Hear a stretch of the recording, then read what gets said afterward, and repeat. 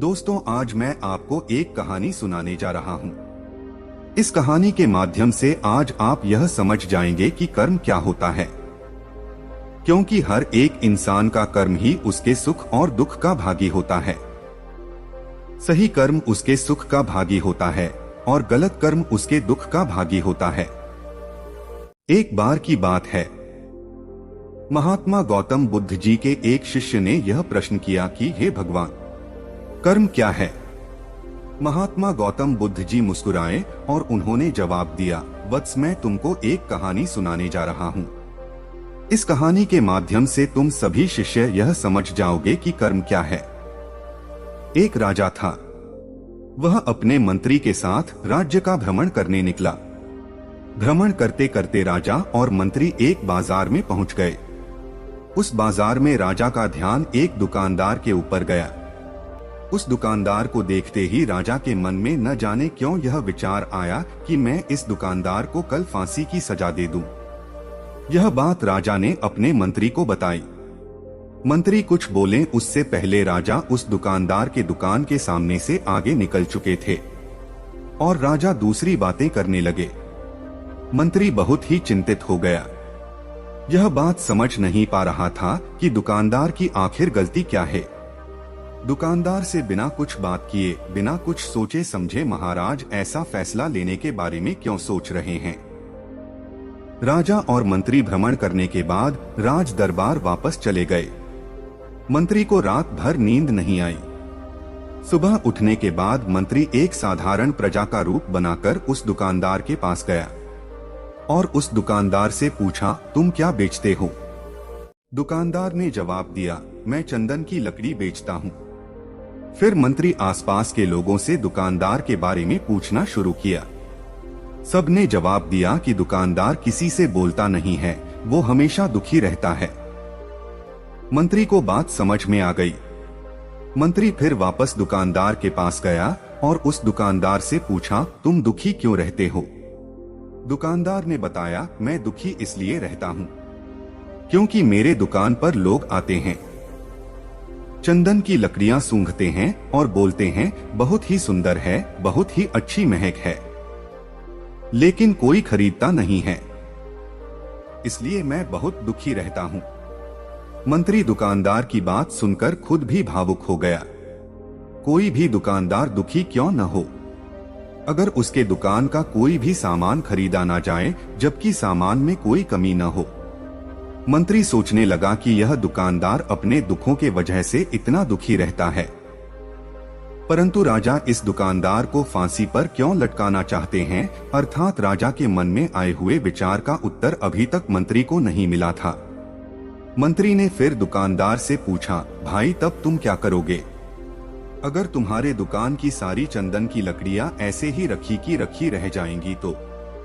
दुकानदार ने गुस्से भाव में बोला, हाँ मैं जानता हूँ मेरी चंदन की लकड़ियां ऐसे ही रखी रह जाएंगे, कोई नहीं खरीदेगा, इसीलिए मैं सोचता हूँ कि हमारे राज्य का राजा जल्दी से मर जाए।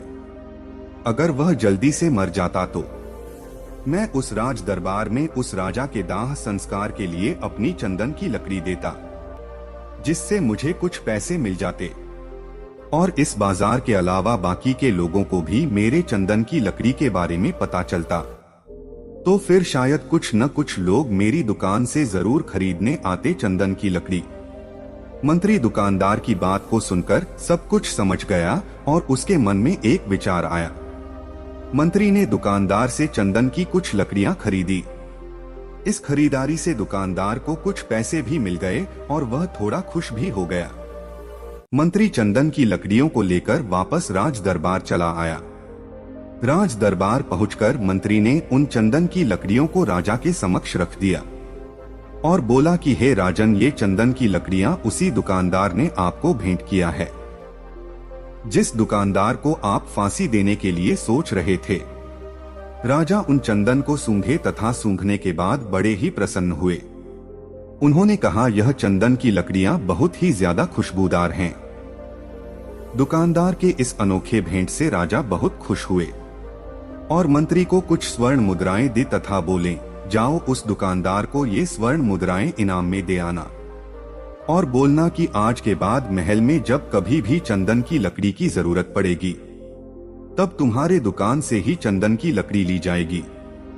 मंत्री जी मुस्कुराने लगे तथा यह सोचने लगे कि अब तो राजा के मन में उस दुकानदार को फांसी देने का विचार आ ही नहीं सकता, क्योंकि अब तो हमेशा राज दरबार के लिए चंदन की लकड़ियों का इंतजाम की जिम्मेदारी उस दुकानदार को जो मिल गई है। मंत्री स्वर्ण मुद्राओं को लेकर वापस दुकानदार के तरफ चल दिया। इधर राजा इस विचार में पड़ गए कि वह दुकानदार तो बड़ा ही अच्छा इंसान है।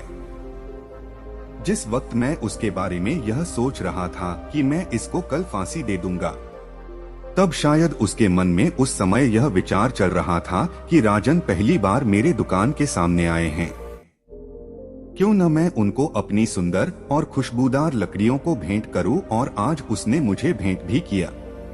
बेवजह ही मैं उसको फांसी देने के बारे में सोच रहा था। इधर मंत्री दुकानदार के पास पहुंच गया। मंत्री ने राजा के द्वारा दी गई स्वर्ण मुद्राओं को दुकानदार को देते हुए कहा कि जिन चंदन की लकड़ी को कल मैं खरीद कर लेकर गया था, उन चंदन की लकड़ियों को राजा ने बहुत पसंद किया और इनाम के तौर पर तुमको यह कुछ स्वर्ण मुद्राएं दिए हैं। दुकानदार बहुत ही खुश होने लगा। साथ ही साथ मंत्री ने उस दुकानदार को यह भी बताया कि अब आज के बाद राज दरबार में जब कभी भी चंदन की लकड़ियों की जरूरत पड़ेगी तो सारी चंदन की लकड़ियां तुम्हारी दुकान से ली जाएगी। दुकानदार मंत्री की बात सुनकर बहुत ही खुश हो गया। मंत्री ने दुकानदार से पूछा, क्यों भाई, तुम तो राजा के बारे में इतना बुरा भला सोचते थे, लेकिन राजा देखो तुम्हारी कितना चिंता करते हैं। राजा कितने अच्छे हैं। राजा अपनी प्रजा के बारे में कभी भी गलत नहीं सोचते हैं। दुकानदार मंत्री की बात से सहमत हो गया और बहुत दुखी हुआ। दुकानदार मंत्री से बोला, मैं कितना गलत सोचता था राजा के बारे में। राजा तो बड़े ही अच्छे हैं, बड़े ही भले राजा हैं। भगवान करे कि राजा की बहुत ही लंबी आयु हो। यह बात सुनकर मंत्री भी बहुत खुश हुआ। फिर मंत्री वहां से वापस राज दरबार को चला गया और यहीं पर महात्मा गौतम बुद्ध जी ने इस कहानी को समाप्त कर दी। फिर अपने शिष्यों से उन्होंने पूछा कि अब आप बताओ कि कर्म क्या है। किसी शिष्य ने कहा, कर्म बोले हुए शब्द है। किसी शिष्य ने कहा, कर्म वाणी है। तो किसी ने कहा, कर्म सोच है। तो किसी ने कहा, कर्म भावना है, वगैरह वगैरह। अपने सारे शिष्यों का जवाब सुनने के बाद महात्मा गौतम बुद्ध जी ने बताया कि कर्म हर एक इंसान की खुद के विचार होते हैं। हमारे विचार जैसे रहेंगे हम वैसे ही कर्म करेंगे और उन्हीं विचारों के द्वारा की हुई कर्म हमारे सुख और दुख के लिए उत्तरदायी होंगे। अर्थात हमारे विचार अगर गलत है तो हमारे द्वारा किए हुए कर्म भी गलत होंगे तथा इसका परिणाम भी गलत निकलेगा। परिणाम स्वरूप हम दुखी रहेंगे। अगर हमारे विचार सही रहेंगे तो हम सही कर्म करेंगे। सही कर्म करेंगे तो फिर सही फल मिलेगा, जिससे हम सुखी रहेंगे। इस कहानी से हमने यह सीखा कि अगर हमारे विचार सही रहेंगे तभी तो सही फैसला लेंगे, तब वह हमारे द्वारा किया हुई सही कर्म होगा। जब सही कर्म होगा तो सही परिणाम मिलेगा, जिसके वजह से हम सुखी रहेंगे, हम खुश रहेंगे। तथा इसी जगह पर अगर हमारे विचार गलत रहेंगे तो हमारे द्वारा लिए गए फैसले भी गलत होंगे और किया गया कर्म भी गलत होगा, जिसे दुष्कर्म कहा जाता है। और उन्हीं दुष्कर्म के वजह से परिणाम भी गलत मिलेगा। जब दुष्परिणाम मिलेगा तब हम दुखी रहेंगे, परेशान रहेंगे। दोस्तों, यह कहानी आपको जरूर पसंद आई होगी। अगर ऐसा है तो वीडियो को लाइक करें, शेयर करें और चैनल को सब्सक्राइब जरूर करें। आज के वीडियो में सिर्फ इतना ही दोस्तों। हम फिर मिलेंगे एक नई वीडियो के साथ। तब तक जहां भी रहिए खुश रहिए। वीडियो पूरा देखने के लिए धन्यवाद।